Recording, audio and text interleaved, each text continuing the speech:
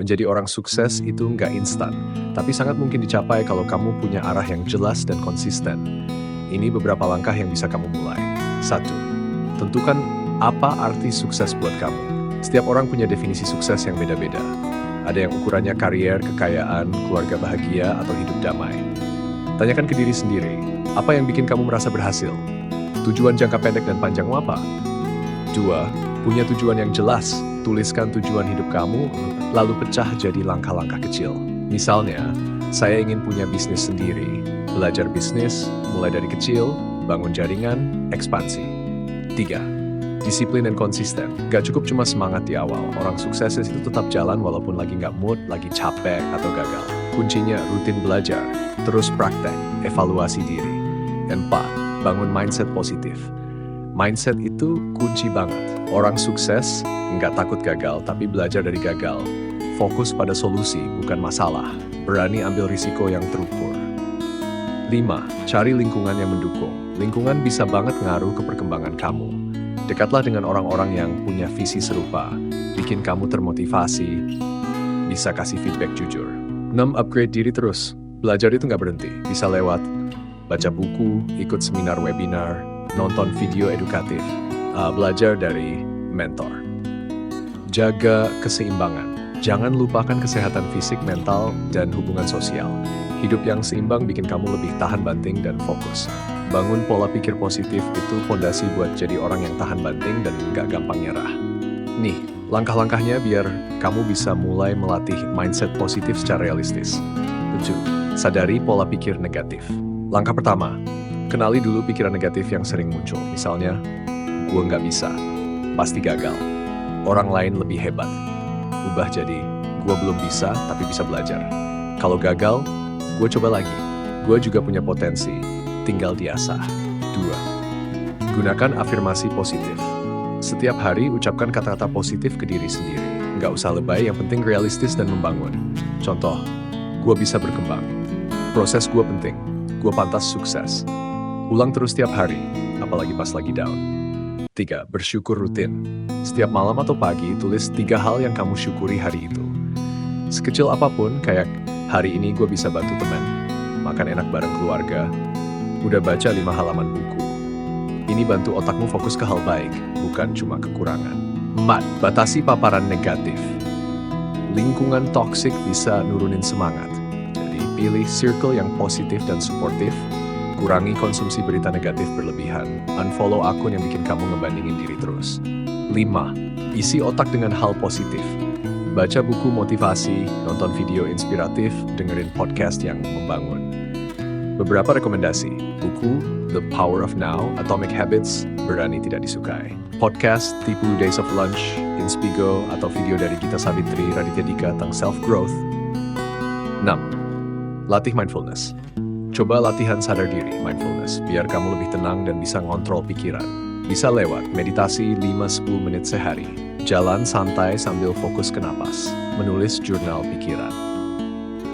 7. Terima proses, bukan sempurna. Orang positif bukan berarti nggak pernah negatif, tapi dia bisa bangkit dan atur ulang pikirannya. Jadi jangan keras sama diri sendiri kalau terus itu bagian dari proses. Wah, ini penting banget, Leo. Lingkungan yang mendukung itu ibarat pupuk buat pertumbuhan kamu. Sebagus apapun bibitnya, kalau tumbuh di tanah yang salah ya bakal susah berkembang. Ini dia beberapa manfaat besar dari lingkungan yang positif dan suportif. 1. Bikin kamu lebih termotivasi. Kalau kamu dikelilingi orang yang semangat, kerja keras, dan punya tujuan, kamu bakal ikut ketularan energi mereka. Mereka ngasih contoh nyata, bukan cuma teori. Motivasi itu nular, bro. 2. Dorongan saat kamu lagi jatuh. Pasti ada masa-masa down. Lingkungan yang baik bakal dengerin tanpa ngejudge, kasih saran yang membangun, bantu kamu bangkit lagi. Gagal? Biasa. Ayo coba lagi bareng. 3. Buka wawasan dan ilmu baru. Orang-orang positif biasanya juga suka sharing hal-hal berguna. Rekomendasi buku, tips belajar, bisnis, pengalaman hidup. Satu obrolan bisa bikin kamu mikir 3 langkah ke depan. 4. Feedback yang jujur dan bikin tumbuh. Daripada dipuji terus tapi nggak berkembang, lebih baik dapat feedback dari orang yang peduli sama kamu. Mereka bakal jujur ngasih kritik, tapi juga kasih solusi dan tetap dukung kamu walau belum sempurna. 5. 5. Nambah rasa percaya diri. Kalau lingkungan kamu percaya sama potensi kamu, lama-lama kamu pun percaya juga. Karena kamu merasa dihargai, didengar, dianggap mampu. 6. Kesempatan lebih banyak. Lingkungan yang baik itu juga ngasih kamu kolaborasi, networking, akses ke peluang, belajar, kerja, bisnis. Kadang pintu terbuka bukan karena skill aja, tapi karena siapa yang bareng kamu. Kalau kamu merasa lingkungan kamu sekarang belum mendukung, bukan berarti harus langsung pindah. Tapi kamu bisa pelan-pelan cari atau bangun circle baru yang lebih sehat dan suportif. Afirmasi positif itu sebenarnya kayak sugesti ke diri sendiri yang diulang-ulang biar mindset kamu makin kuat, optimis, dan percaya diri. Tapi harus dipakai dengan cara yang tepat, biar nggak cuma jadi kata-kata kosong. Nih, step by step cara gunain afirmasi positif secara efektif. Buat afirmasi yang spesifik dan relevan. Afirmasi harus nyambung sama apa yang kamu butuh atau lagi perjuangkan. Contoh, kalau kamu sering ragu, gue percaya diri dan mampu ngambil keputusan. Kalau lagi ngebangun habit, gue konsisten belajar setiap hari, sekecil apapun, Mai. Hindari afirmasi yang terlalu mengawang kayak, gue pasti sukses luar biasa banget-banget, kecuali kamu emang yakin dan ngerasain itu. 2. Ulangi di waktu khusus. Pilih momen tenang biar afirmasi lebih masuk. Contohnya, pagi hari setelah bangun, malam sebelum tidur. Saat lagi overthinking, ulangi 3-5 kali dengan penuh kesadaran, bukan asal ngomong doa. 3. Ucapkan dengan nada yakin, bisa sambil lihat cermin. Ucapkan dengan suara lantang atau dalam hati tapi tegas, sambil lihat mata kamu sendiri di cermin kalau bisa. Ini bantu memperkuat sugesti ke alam bawah sadar. Contoh, gue layak sukses dan gue kerja keras buat itu. Tulis afirmasi kamu, bisa di jurnal, sticky notes, atau wallpaper HP laptop. Nulis afirmasi bikin otak kamu makin percaya. Bahkan kamu bisa bikin 1 lembar afirmasi khusus, terus baca ulang tiap hari. 5. Visualisasikan saat ucapin. Bayangin kamu lagi benar-benar menjalani afirmasi itu. Misalnya, saat bilang gue percaya diri, bayangin kamu lagi ngomong di depan umum dengan mantap. Saat bilang gue konsisten, bayangin kamu rajin ngerjain hal-hal penting tanpa males-malesan. 6. Jangan sekali 2 kali. Afirmasi itu kayak olahraga otak, butuh waktu dan pengulangan. Lakuin tiap hari selama minimal 20-30 hari. Kamu bakal mulai ngerasa perubahan mindset kamu pelan-pelan. Contoh afirmasi positif harian. Tujuan. Percaya diri, gue percaya sama kemampuan diri gue. Konsistensi, setiap hari gue bergerak lebih dekat ke tujuan gue. Produktivitas, gue punya kendali atas waktu dan fokus gue. Self-worth, gue layak dicintai dan dihargai, termasuk oleh diri sendiri. Optimisme, setiap tantangan adalah peluang buat berkembang. Percaya diri itu kayak otot, semakin sering dilatih makin kuat. Gak harus nunggu sempurna dulu buat mulai percaya diri. Nih, cara-cara realistis dan ampuh buat nambah rasa percaya diri. 1. Kenali dan hargai kelebihan diri. Kadang kita terlalu fokus ke kekurangan, sampai lupa kelebihan sendiri. Coba, tulis 5 hal yang kamu bisa, kamu banggain dari diri kamu.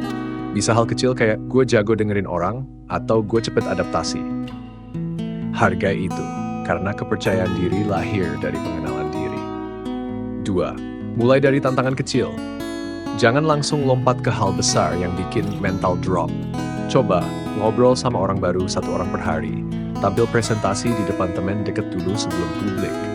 Setiap keberhasilan kecil itu nambahin bata buat bangun fondasi percaya diri kamu. 3. Ubah self-talk, cara kamu ngomong ke diri sendiri. Dari, gue nggak bisa, jadi gue belum bisa tapi bisa belajar. Malu banget. Jadi wajar grogi, tapi gue coba dulu. Ganti narasi dalam kepala kamu, ganti cara kamu berdiri di dunia. Latihan public speaking atau ekspresi diri. Bukan buat jadi orator, tapi biar kamu nyaman dengar suara sendiri dan ngomong terbuka. Ngomong depan kaca. Ikut komunitas ngobrol presentasi, kayak Toastmasters. Bikin konten, IG, TikTok, podcast, cuma buat latihan juga oke. 5. Rawat percaya diri. Kadang percaya diri turun karena kita ngerasa nggak oke secara fisik. Jadi tidur cukup, olahraga ringan, pakai baju yang bikin kamu nyaman and day. Kalau kamu merasa siap, rasa percaya diri lebih gampang muncul. Dan kelilingi diri sama orang yang support. Kamu lebih mudah percaya diri kalau sering dengar, lo bisa bro. Keren banget lo udah nyoba itu. Gua percaya lo punya potensi. Hindari circle yang cuma ngasih kritik tanpa solusi atau yang remehin mulu. Terus belajar and upgrade skill. Skill lah modal rasa percaya diri. Semakin kamu merasa berisi, semakin berani kamu maju. Bisa mulai dari belajar skill yang kamu minati, desain, komunikasi, bisnis, dan lain. Ikut kelas online, workshop, atau belajar bareng teman. Bonus tips. Berdiri tegak, senyum, kontak mata, gesture itu ngaruh ke rasa pede kamu. Jangan tunggu sempurna buat mulai. Percaya diri itu datang setelah kamu jalan, bukan sebelumnya. Public speaking dan ekspresi diri itu skill penting. Apalagi kalau kamu mau tampil lebih percaya diri di kerjaan, bisnis, atau kehidupan sosial. Tenang, ini bisa dilatih pelan-pelan, gak harus langsung tampil depan ratusan orang. Cara latihan public speaking and ekspresi diri. Saat latihan ngomong sendiri, self-talk. Mulai dari yang paling simple, ngomong depan cermin. Ceritain ulang kejadian hari ini seolah kamu lagi jadi presenter. Latih suara, intonasi, dan ekspresi wajah. Latihan ini bikin kamu terbiasa dengar suara sendiri and aware sama gaya ngomong kamu. 2. Rekam diri sendiri. Gunakan kamera HP buat cerita 1-2 menit tentang topik bebas, misal makanan favorit, opini, pengalaman. Lalu tonton ulang evaluasi kecepatan bicara, jelas, tidak terlalu banyak, atau enggak. Ini powerful banget buat refleksi dan berkembang lebih cepat. Ngobrol aktif sama teman. Public speaking bukan cuma soal pidato, tapi juga ekspresi diri saat ngobrol. Aktif nanya balik pas ngobrol. Ceritain ide opini kamu dengan percaya diri. Coba sampaikan argumen dengan jelas, tanpa ngegas. Ini bantu kamu terbiasa menyampaikan ide tanpa takut ditolak. Latihan struktur bicara. Kadang kita bingung mau ngomong apa karena nggak punya alur. Coba pakai format simple. Pendahuluan, kenalkan topik. Isi utama, kasih poin-poin penting. Penutup, rangkum, and beri kesimpulan. Contoh pas ngomong, gua mau cerita soal pengalaman naik gunung kemarin. Jadi pertama, lalu lanjut ke bagian seru, dan tutup dengan kesan kesimpulan. 5. Ikut komunitas atau platform latihan. Kalau udah mulai pede, coba gabung ke Toastmasters. Komunitas latihan public speaking ada cabang di banyak kota. Komunitas diskusi, open mic, atau book club. Bikin konten, video IG story, TikTok tentang topik yang kamu suka. Ini bikin kamu terbiasa tampil di depan publik dalam versi santai. 6. Latih mindset nggak harus sempurna. Banyak orang gagal tampil bukan karena nggak bisa ngomong, tapi karena takut dijudge. Padahal, penonton lebih fokus ke isi, bukan kesalahan kecil. Gagal ngomong itu wajar dan makin sering nyoba, makin lancar. 7. Latihan seolah kamu presentasi atau pitching ide. Teman kamu jadi penonton. Minta dia kasih feedback, jelas nggak? Terlalu cepat, seru, atau datar? Tips singkat, fokus tips suara, bersuara jelas, jangan terlalu pelan. Bahasa tubuh, lihat mata audiens, berdiri tegak, tangan jangan diem aja. Nafas, ambil nafas pelan sebelum mulai, jangan keburu-buru. Kontak mata, ganti-ganti fokus mata tiap beberapa detik, kayak senyum, bikin audiens nyaman, and kamu kelihatan lebih relax. Semangat belajar itu salah satu ciri orang yang bakal jauh melesat dibanding yang diam di zona nyaman. Belajar rutin bukan cuma soal nilai atau akademik aja, tapi soal tumbuh jadi versi terbaik dari diri lo sendiri. Nih, manfaat besar dari rutin belajar, apapun topik yang lo pilih. 1. Otak makin tajam and fleksibel. Belajar itu kayak olahraga buat otak. Semakin sering dipakai, semakin kuat. Meningkatkan daya ingat, bikin lo lebih cepat nangkep informasi baru. Bantu ngelatih logika dan pola pikir kritis. Otak itu ibarat pisau, makin diasah makin tajam. 2. Meningkatkan percaya diri. Saat lo punya banyak pengetahuan atau skill, otomatis jadi lebih pede dalam diskusi atau ngobrol bareng orang lain, ngambil keputusan, ngadepin tantangan baru. Karena lo ngerasa berisi dan siap. Lebih siap hadapi kesempatan. Peluang sering datang tiba-tiba, dan yang siap yang bakal menang. Ditawarin kerjaan atau proyek, lo udah ngerti basicnya. Dapat kesempatan presentasi, lo udah biasa latihan. Ada ide bisnis, lo udah punya bekal. Rutin belajar lah, siap tempur kapanpun. 4. Investasi jangka panjang. Skill dan ilmu yang kamu pelajari hari ini bisa jadi sumber penghasilan di masa depan. Pondasi buat bisnis, jalan buat karier yang lebih tinggi. Ilmu itu nggak bisa dicuri orang. Sekali punya, lo tinggal manfaatin. 5. melatih disiplin dan konsistensi. Belajar rutin bikin kamu terbiasa ngelakuin hal penting walau lagi nggak mood. Ini bakal kebawa ke aspek hidup lain. Lebih disiplin ngatur waktu, nggak gampang nyerah, terbiasa nyelesain sesuatu sampai tuntas. 6. Buka sudut pandang baru. Kadang kita stuck karena cuma lihat dunia dari satu sisi.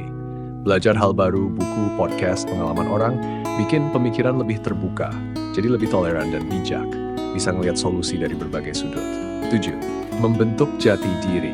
Semakin banyak lo belajar, semakin tahu apa yang lo suka, apa kekuatan lo, mau jadi siapa, dan kemana arah hidup lo. Membentuk jati diri itu bukan soal nyari siapa yang paling keren di luar sana, tapi menemukan siapa dirimu yang sesungguhnya di dalam dan berani jalanin itu. Nah, biar lebih mudah, ini cara membentuk jati diri step by step biar kamu makin yakin dan solid sebagai pribadi. Luangkan waktu buat mikir, apa yang lo suka dan gak suka. Kapan lo merasa paling hidup dan semangat? Nilai hidup apa yang penting buat lo? Kejujuran, kebebasan, tanggung jawab, bisa bantu juga dengan journaling. Tulis pikiran, mimpi, dan perasaan lo tiap hari, tiap minggu. Coba banyak hal. Jati diri gak bakal ketemu kalau lo cuma diam nunggu inspirasi. Justru, coba ikut komunitas, pelajari skill baru, ikut kegiatan yang bikin lo keluar dari zona nyaman. Dari situ, lo bisa tahu mana yang gua banget dan mana yang bukan. Tanya ke orang terdekat. Kadang orang lain bisa ngelihat hal positif di diri kita yang kita anggap biasa. Lo tuh bisa bikin orang nyaman ngobrol. Lo kreatif banget kalau bikin ide. Feedback ini bisa bantu lo nemu ciri khas dan kekuatan lo. 4. Tentukan nilai dan prinsip hidup. Nilailah kompas lo. Misal, gue mau hidup dengan integritas. Gue pengen bantu orang lewat karya. Gue lebih milih kebebasan daripada pengakuan. Nilai ini jadi patokan saat ambil keputusan besar nantinya. 5. Terima sisi baik dan buruk diri. Jati diri itu bukan cuma soal kekuatan, tapi juga menerima kelemahan. Bisa introvert tapi tetap jadi pemimpin. Bisa sensitif tapi justru empatinya tinggi. Sempurna, cukup jadi versi utuh dari diri lo sendiri. 6. Bentuk gaya hidup yang autentik. Cocokin gaya hidup dengan jati diri lo, pekerjaan yang selaras dengan minat dan nilai, teman yang bisa nerima lo tanpa pura-pura, cara berpakaian, berbicara, berekspresi yang natural buat lo. Orang yang udah nemu jati diri biasanya kelihatan tulus dan tenang di jalan hidupnya. 7. Sadari bahwa jati diri bisa berkembang. Jati diri bukan benda statis, dia tumbuh seiring pengalaman dan waktu. Jadi nggak apa-apa kalau hari ini lo masih mencari. Yang penting, lo terus bergerak, bukan berhenti. Kesimpulan sederhana. Jati diri adalah kombinasi antara apa yang lo yakini, lo rasakan, dan lo lakukan secara konsisten. Ini langkah awal yang penting banget. Refleksi diri, itu proses buat ngobrol sama diri sendiri. Biar lo makin kenal siapa lo sebenarnya, bukan cuma versi yang lo tunjukin ke dunia. Nah, ini dia cara kenali diri lewat refleksi. Simple tapi dalam. Sediakan waktu dan tempat tenang. Pilih waktu khusus, misal malam sebelum tidur atau pagi saat sepi, dan suasana yang tenang. Hindari distraksi, tinggalin HP bentar, biar lo bisa dengar suara hati bukan notifikasi. 2. Tulis jawaban dari pertanyaan reflektif. Gunain buku jurnal atau notes HP juga oke. Jawab dengan jujur tanpa mikir jawaban yang benar. Ini daftar pertanyaan buat mulai. Tentang diri sendiri. Apa hal yang paling gue banggakan dalam hidup gue? Kapan terakhir kali gue ngerasa benar-benar bahagia? Apa yang biasanya bikin gue sedih, marah, atau cemas? Tentang minat and passion. Aktivitas apa yang bikin gue lupa waktu? Topik apa yang bikin gue semangat ngobrol berjam-jam? Apa hal yang pengen gue pelajari terus-menerus? Tentang nilai tujuan. Nilai hidup apa yang paling penting buat gue? Gue pengen dikenal sebagai orang seperti apa? Apa arti sukses buat gue pribadi? Tentang lingkungan and relasi. Siapa orang yang bikin gue ngerasa diterima apa adanya? Apakah lingkungan gue sekarang ngedukung pertumbuhan gue? Hubungan mana yang perlu gue jaga dan mana yang bikin gue lelah? 3. Jadwalkan refleksi berkala. Jangan cuma sekali. Coba bikin jadwal refleksi. Apa yang gue pelajari minggu ini tentang diri gue? Bulanan, apa yang bikin gue bangga bulan ini? Tahunan, apakah gue udah lebih dekat ke tujuan gue? 4. Perhatikan pola. Setelah beberapa waktu lo bakal lihat pola. Gue ternyata suka tantangan. Gue selalu semangat pas ngerjain hal kreatif. gue nggak cocok sama lingkungan yang terlalu kompetitif. Dari situ lo bisa ngerti siapa lo dan hidup sesuai itu. Terima dan rangkulah diri sendiri. Refleksi bukan cuma buat nyari yang bagus, tapi juga buat nerima sisi gelap. Rasa insecure lo, kebiasaan buruk yang mau lo ubah, luka lama yang belum pulih. Jangan hakimi, pelan-pelan peluk semuanya. Disitulah kekuatan lo tumbuh. Kalau lo tertarik, gue bisa buatin template worksheet refleksi diri yang bisa lo isi setiap minggu.